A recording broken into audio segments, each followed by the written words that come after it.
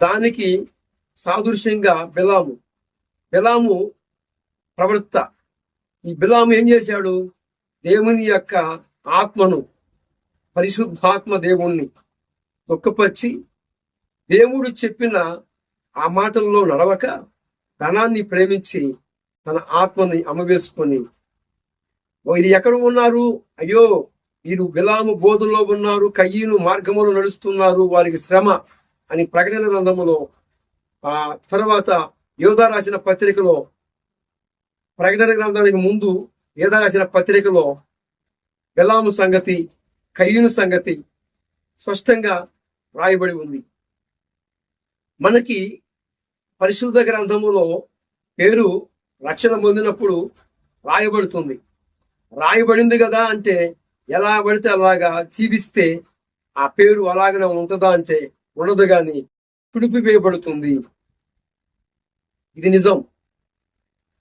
ఇవన్నీ కూడా ఎవరికై అంటే ఎవరైతే ఈ కరుణాకర సుగుణమ్మలాగా మిడిమిడి జ్ఞానముతో ఆలోచించి మాట్లాడుతున్నారో వారందరికీ ఈ నా కౌంటర్.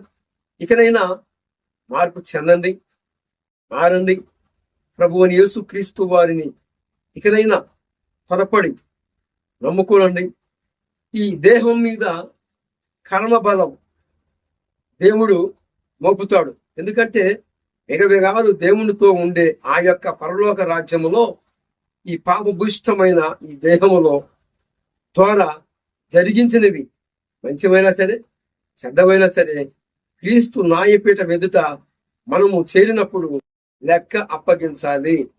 2 కొరింథీ పత్రిక 5వ అధ్యాయము 10వ వచనం. తర్వాత మరి కీర్తన గ్రంథము 1వ అధ్యాయము 5వ వచనములో మరి దుష్టుల న్యాయపీఠ తీర్పులో దుష్టులు ఉండరు.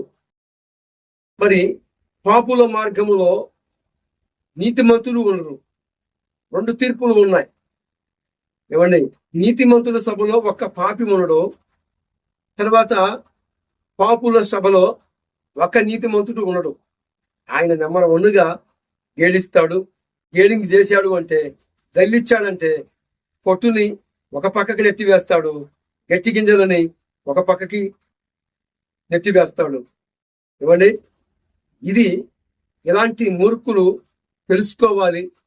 ఇంకా పరిశుద్ధ గ్రంథము చాలా తెలుసుకోవాలి.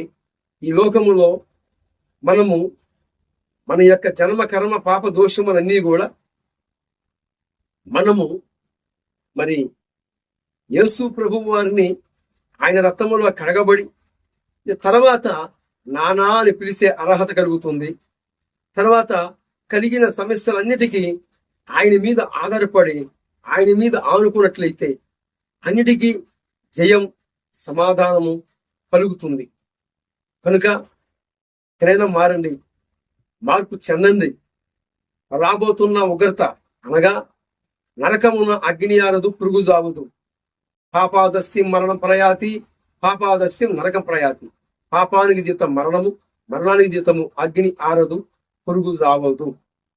వెలిసి ప్రేమైన భారతదేశ ప్రజలారా, ఈ కరుణాకర సుగుణమ్మ లాంటి వారి మాటలు వినవద్దు. ఎందుకంటే ఆల్రెడీ వారు ఆత్మని అమ్మివేసుకున్నారు. ఇక వారి మీదికి దేవుని ఉగ్రత ఏ క్షణాన వచ్చిందో తెలియదు. కనుక మరి ఆనాడు దావీదు చేసిన ఆ పాపిష్ట పనికి దావీదు కుటుంబములో అనేక రకాలైన పరిస్థితులు మనం చూస్తాం. 2వ సమూయేలు గ్రంథము 12వ అధ్యాయము మనం చూసినట్లయితే 13వ వచనములో దావీదు చేసిన ఆ తప్పుకి శిక్ష పొందాడు. ఎవరిని వదిలిపెట్టడు ఆయన. తెలిసి చాలా రెఫరెన్సులు, సాక్ష్యాలు, మనకు ముందున్న భక్తుల జీవితాలు మనకి ముందుగా ముంగుర్తులుగా ఉంచబడి ఉన్నది. కనుక ఇకనైనా మారండి, మార్పు చెందండి.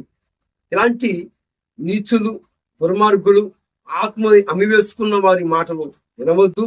ఎందుకంటే వారు సత్యమును నమ్మక దుర్నీతి యందు అభిలాష కలిగి ఉన్నారు గనుక మోసం చేసే శక్తిని దేవుడే వారికి పంపుతున్నాడు. కనుక సత్యం అసత్యం ఈ 2 పరిపక్వానికి రావాలి. ఈ 2 పరిపక్వానికి వచ్చిన తర్వాతే ఒకడు ఈ లోకాల నుంచి తీయబడతాడు. ఎరసి